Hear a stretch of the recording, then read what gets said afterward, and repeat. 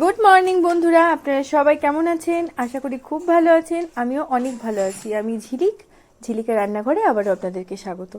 তো আজ আমি হাজির হয়ে গেছি নতুন সবজির নতুন রান্না নিয়ে আপনাদের সামনে, যেটা হচ্ছে এঁচোড়ের একটা সবজি আপনাদের সাথে শেয়ার করতে চাই। বাড়িটাতে রান্না করলাম, তাই মনে হলো আপনাদের সাথে শেয়ার করি। তো চলুন দেখে নিই। আমি এঁচোড়টাকে কেটে নিয়েছি টুকরো টুকরো করে, আলু কেটে নিয়েছি, যেটা আমি হালকা সেদ্ধ করে নিয়েছি। আর কি কি মশলা ব্যবহার করছি সেই সমস্ত মশলা এখানে রেখেছি অ্যারেঞ্জ করে। চলুন দেখে নিই। প্রথমে কড়াইটা চাপিয়ে নিলাম, গ্যাস অন করে কড়াইতে কিছুটা পরিমাণে সর্ষের তেল দিয়ে কিছুটা গোটা গরম মশলা আর তেজপাতা আমি ফোড়নে দিয়ে দিলাম।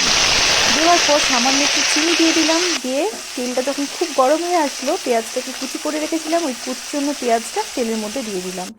এটা একটু হালকা লাল লাল করে ভেজে নেব। যতক্ষণ ভাজা হচ্ছে ততক্ষণ বাকি মশলাগুলো আমি দেখিয়েছি আপনাদেরকে। তো ওই লাল লাল করে ভাজা পেঁয়াজটার উপর আমি ওই এঁচোড় আর আলু যেটা সেদ্ধ করে রেখেছিলাম সেটা আমি এর মধ্যে দিয়ে দিলাম। দিয়ে আবারও এটাকে ভেজে নেব ভালোভাবে। তো এটা ভাজতে ভাজতে এর মধ্যে আমি পরিমাণ মতো নুন দিয়ে দেবো, যাতে সেদ্ধ এঁচোড়টা ভাজলে নুনটা পুরো এঁচোড়ের আলুর মধ্যে ঢুকে যায়। নুনটা দেওয়ার পর আমি এটাকে আবারও ভালো মতো করে ভেজে নেব। একটু লালচে লালচে করে ভাজা হয়ে আসলে আমি এঁচোড়টাকে একটা বাটির মধ্যে উঠিয়ে নেব। এই কারণে উঠাবো যাতে মশলাটাকে আমাকে কষিয়ে নিতে হবে, সেই কারণে। তো এঁচোড়টাকে আমি তুলে নেওয়ার পর এবার আমি কড়াইটা আবারও গরম হতে দিলাম। গরম হতে দেওয়ার পর পরিমাণ মতো আরও সর্ষের তেল এর মধ্যে দিয়ে দিলাম। আপনারা চাইলে এটা সাদা তেলেও করতে পারেন, কিন্তু সর্ষের তেলে করলাম খেতে ভালো লাগবে বলে। এবার গরম তেলের মধ্যে কিছুটা পাঁচফোড়ন দিয়ে দিলাম। পাঁচফোড়নটা একটু ভাজা ভাজা হয়ে আসলে কিছুটা শুকনো লঙ্কা ফোড়ন দিয়ে দেবো। বেশি দেবো না, আমি শুকনো লঙ্কা খুব একটা ব্যবহার তো করি না।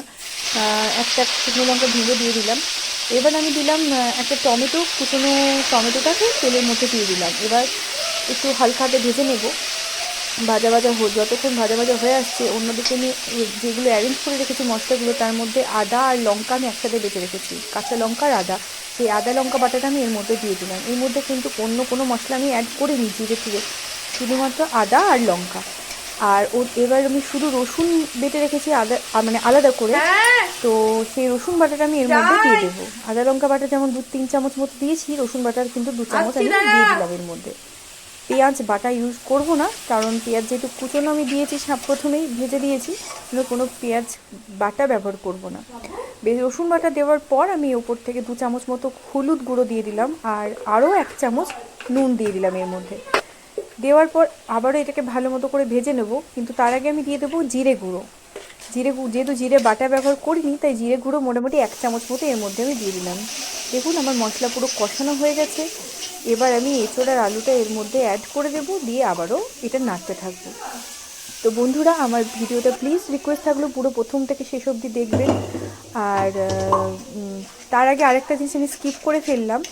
তো যেটা হচ্ছে, আমি এই মশলাটা কষতে কষতে কিছুটা চারমগজ আর পোস্ত আমি বেটে রেখেছিলাম, যেটা আমি এর মধ্যে অ্যাড করে দিলাম এই মশলার মধ্যে। এই চারমগজ আর পোস্তটা দেওয়ার কারণ হচ্ছে বন্ধুরা, এঁচোড়ে তরকারি তো খেতে এমনিতেই ভালো লাগে যে মশলাগুলো দিয়েছি, কিন্তু এই চারমগজ আর পোস্ত বাটাটা যদি দেওয়া হয় তাহলে আরও টেস্টটা ভালো লাগে, খুব সুন্দর একটা অন্যরকম টেস্ট আসে। তো দেওয়ার পর ওপর থেকে কিছুটা পরিমাণ গরম মশলা আমি দিয়ে দিলাম এভারেস্টে। দেওয়ার পর আমি এঁচোড়ের আর আলুর সেদ্ধগুলো এর মধ্যে দিয়ে দিচ্ছি। দিয়ে আবারও নেড়ে নিচ্ছি। নেড়ে নেওয়ার পর 1 চামচ মতো গাওয়া ঘি, যেটা বাড়ির দেশি ঘি, সেই ঘি 1 চামচ আমি দিয়ে দিলাম। দিয়ে এবার আমি পরিমাণ মতো জল ঢেলে দিলাম। জল ঢালার পর এটাকে সেদ্ধ হতে একটা ঢাকনা দিয়ে দিলাম।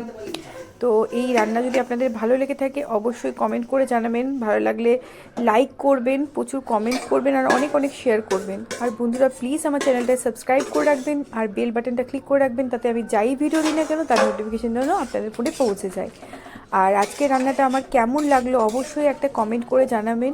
ভালো লাগলে প্লিজ প্লিজ পাশে থাকবেন, যাতে আমি নতুন নতুন ভিডিও শেয়ার করতে উৎসাহ পাই।